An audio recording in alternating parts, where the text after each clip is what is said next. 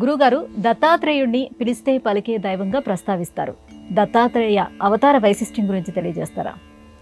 దత్తాత్రేయ అవతారం కేవలం దానివల్ల రెండు ప్రయోజనాలు లోకానికి ఉన్నాయి. అత్రి మహాముని, అనసూయ వారిద్దరికీ కలిగినటువంటి పుత్రుడే దత్తాత్రేయుడు. ఒక్క పుత్రుడు కలగల, ముగ్గురు పుత్రులు కలిగారు. బ్రహ్మ, విష్ణు, మహేశ్వరులే పుత్రులుగా.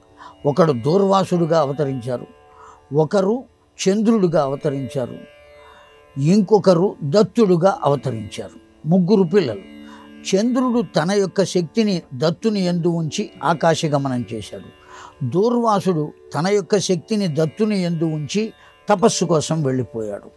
కనుక ఈ ముగ్గురి యొక్క శక్తిని పొందినటువంటి వాడు దత్తాత్రేయుడు.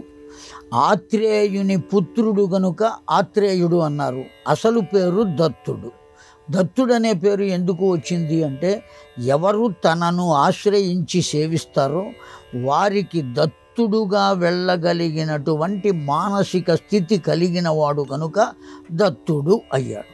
దత్తుడుగా వెళ్ళడం అంటే పిల్లలు లేని వారు దత్తత తీసుకుంటారు. దేని కొరకు తీసుకుంటారు?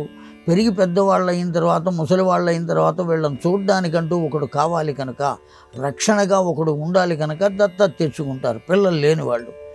అలాగా ఎవరు తనను ఆశ్రయిస్తే వాళ్లకు దత్తపుత్రుడిగా నేను పెడతాను అంటే వాళ్లకు రక్షణగా నేను ఉంటాను అని చెప్పటం కోసం వచ్చినటువంటి దివ్య అవతారమే దత్తాత్రేయ అవతారం. రెండవది, త్రిమూర్తుల యొక్క శక్తులు విడివిడిగా ఉన్నాయి. బ్రహ్మశక్తి బ్రహ్మకున్నది, విష్ణుశక్తి విష్ణువుకున్నది, రుద్రశక్తి రుద్రునికున్నది. ఈ మూడు శక్తులు కలిపి ఒక్కచోట ఉన్నది ఎక్కడయ్యా అంటే దత్తునిలోనే ఉన్నాయి. కనుక మూడు మనం కలిపి పొందాలి అంటే ఎవరిని ఆశ్రయించాలి అంటే దత్తాత్రేయుల వారిని ఆశ్రయించాలి. ఈ రెండు విషయాలు కాక మూడవ విషయం ఏమిటయ్యా అంటే గురు సంప్రదాయమును ఏర్పాటు చేయటం కోసం వచ్చినటువంటి అవతారమే దత్తుని అవతారం.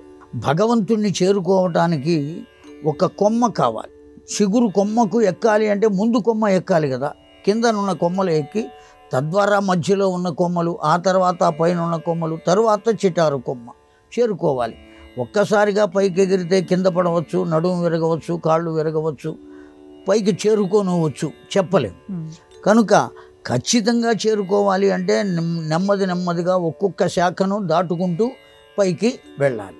ఆ విధంగా భగవంతుని చేరాలి అంటే ముందు ఒక శాఖను పట్టుకోవాలి.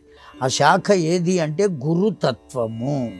కనుక గురువును ఆశ్రయించకుండా భగవంతుని చేరేటువంటి అవకాశం లేదు.